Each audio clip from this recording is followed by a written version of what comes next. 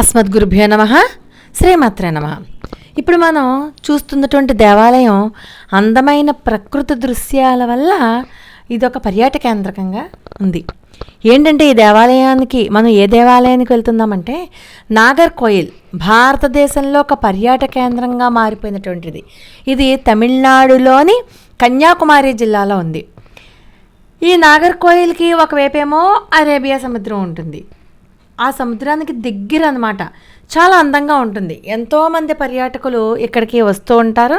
అసలు ఇది నాగరాజ టెంపుల్గా కూడా ప్రసిద్ధి.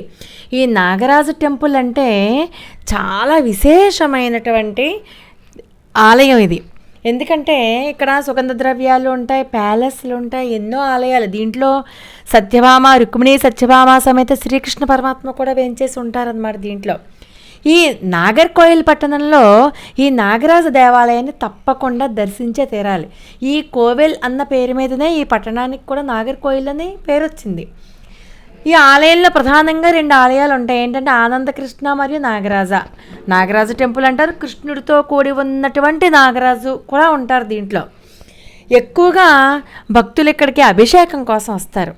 పసుపుతోటి, పాలతోటి ఇక్కడ ఉన్నటువంటి అభిషేకం ఈ చెట్టు దగ్గర ఉన్నటువంటి పుట్ట ఇక్కడ కనబడుతోంది కదా, అక్కడే ఉంటాయన్నమాట. అనేక నాగుపాముకి సంబంధించినటువంటి ఆకారాలు. అంటే ఏ గ్రహానికి ఏ పాముకి మనం పెట్టుకోవాలో నైవేద్యం, లేకపోతే అభిషేకం చేయాలి. అది దానికంటే ముందు ఒకసారి లోపలికి వెళ్ళిపోదాం. చూడండి, ఇది చూడండి ఎంత అందంగా అద్భుతంగా ఉందో. ఇక్కడ మీకు చూసినట్లయితే గ్లాసులో పాము కూడా కనబడుతూ ఉంటుంది. పాము పొరలు అనమాట. ఇక్కడ ప్రత్యేకంగా ఆ వెలిసిన స్వయంభూ, ఇక్కడ నాగరాజు ఇంతకీ స్వయంభూ ఎవరో ప్రతిష్ఠ చేస్తే వచ్చింది కాదది. ఆ నాగరాజు టెంపుల్లో అక్షరాభ్యాసాలు, అన్నప్రాసనలు అవి కూడా చేయించుకుంటూ ఉంటారు. ఆ చిన్ని పిల్లాడికి ఇక్కడ కూర్చుని అక్షరాభ్యాసం, అన్నప్రాసన ఏదో చేస్తున్నారు. మేము వెళ్ళే సమయానికి ఎంత రష్గా ఉందంటే అంత రష్గా ఉంది ఆలయం అంతా. అక్కడ దీపాల కాంతితో వెలుగుతూ దూరంగా కనబడుతుంది చూడండి, అదే స్వయంభూ అన్నమాట. అక్కడ స్వామి కొలువై ఉన్నారు. అక్కడ భూగర్భంలోంచి వెలిసారట స్వామి. అక్కడ మాకు చెప్పిన విషయం ఏంటంటే భూగర్భంలోంచి స్వామి వెలిసారు. ఈ మొత్తం శరీరం అంతా కూడా లోపలే ఉంటుంది. ఓన్లీ తల భాగం మాత్రమే పైకి కనబడుతూ ఉంటుంది. మీకు చివరిలో చూపిస్తాను, కొంచెం క్లోజప్లో లోపల చూపిస్తాను, చూద్దురు. కానీ మొత్తం శరీరం అంతా భూమిలో చాలా పెద్ద పావుట అది. ఓన్లీ 5 తలలతో కూడి ఉన్నటువంటి నాగరాజుని మనం చూస్తాం ఇక్కడ. ఆ నాగరాజు మీద మణి కూడా ఉంటుంది. ఇక్కడ ఉన్నటువంటి విశేషమే ఇంకోటి ఏంటంటే అన్ని దేవాలయాలలోనూ సామాన్యంగా సర్పం అంటే మనం పాలనో, గుడ్లనో, అరటిపళ్ళనో, చలిమిడియనో ఇవి కదా నైవేద్యాలు పెడుతూ ఉంటాం. కానీ ఈ ఆలయంలో అన్నాన్ని నైవేద్యంగా పెడతారు. అది ఇక్కడ ఉన్నటువంటి విశేషం. అన్నాన్ని నైవేద్యంగా పెట్టేటటువంటి నాగరాజస్వామి ఆలయం ఏదైనా ఉంది అంటే అది ఇదే. తర్వాత ఇక్కడ ఉత్తరాయణంలోనూ దక్షిణాయనంలోనూ 2 రకాలైన మార్పులు జరుగుతాయి. నాగరాజు పుట్టమన్ను ఉంటుంది కదా, ఆ పుట్టమన్ను ఉత్తరాయణంలో ఒక రకంగాను, దక్షిణాయనంలో ఒక రకంగాను. ఇక్కడ చూడండి కనబడుతోంది. నల్లగా మారుతుంది, తెల్లగా మారిపోతుంది. అది గంధము, పసుపు, పువ్వులు. అక్కడ పుట్టమన్ను తీసుకొచ్చి ప్రసాదంగా నా చేతిలో పెట్టారు. అది ఎవరికీ అందలేదు, అదృష్టం నాకే కలిగిందనమాట. వెంటనే జాగ్రత్తగా నేనేమో తీసుకొచ్చి ఇంట్లో ఒక చక్కగా దాంట్లో భద్రపరుచుకున్నాను. ఏదైనా పాములు కల్లా వచ్చిన, పాముల వల్ల మనకు అపాయం కలిగిన వెంటనే బొట్టు పెట్టుకుంటే నాకైతే చాలా బాగుంది.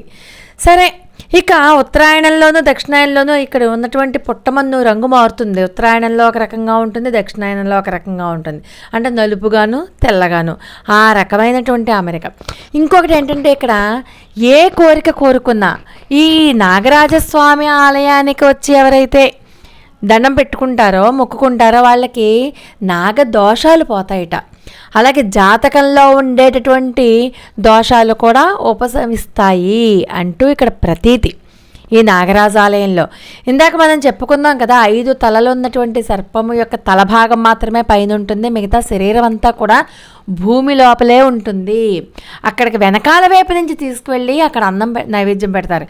ఎక్కడ మామూలుగా పుట్ట దగ్గర నైవేద్యం పెట్టడమే కాకుండా వెనకాల నుంచి, అంటే ఎక్కడైతే నాగుపాము భూమిలోకి ప్రవేశించిందో ఆ తొర్ర దగ్గర పెడతారు అన్నం నైవేద్యంగా.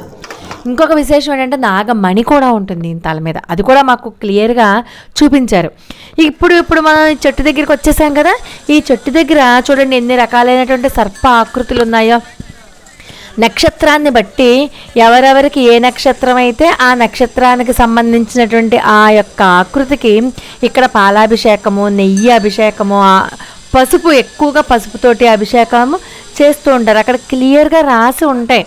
చాలా చిన్న దేవాలయాల్లాగా ఉంటాయి అవన్నీ కూడా. ఒక్కొక్క దేవాలయానికి చుట్టూతా కూడా ఇలాంటి ప్రతిమలు ఉంటాయి, నాగరాజు ప్రతిమలు.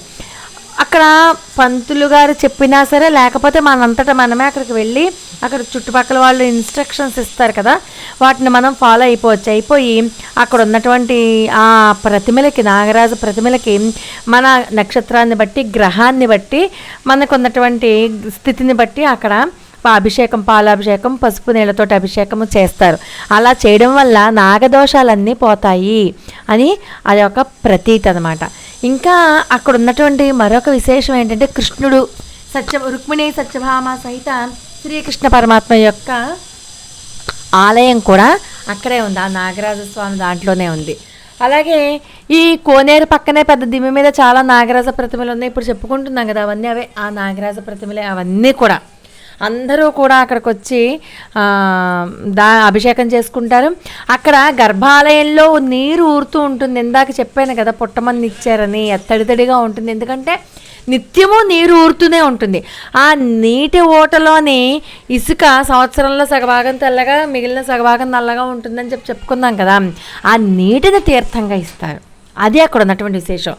ఎక్కడైతే పుట్ట ఉంటుందో, పుట్ట దగ్గర నీరు ఊరుతూ ఉంటుందో, అక్కడ ఉన్నటువంటి నీటిని మనందరికీ కూడా తీసుకోమని చెప్పి అది తీర్థంగా ఇస్తారు. అది తీర్థంగా తీసుకోవడం అనేది ఇంకొక అదృష్టం, అది అందరికీ లభించదు. దర్శించి తీరవలసినటువంటి క్షేత్రం. లోకా సమస్త సుఖన భవంతు. మరి ఒక అద్భుతమైన వీడితో మళ్ళీ కలుసుకుందాం.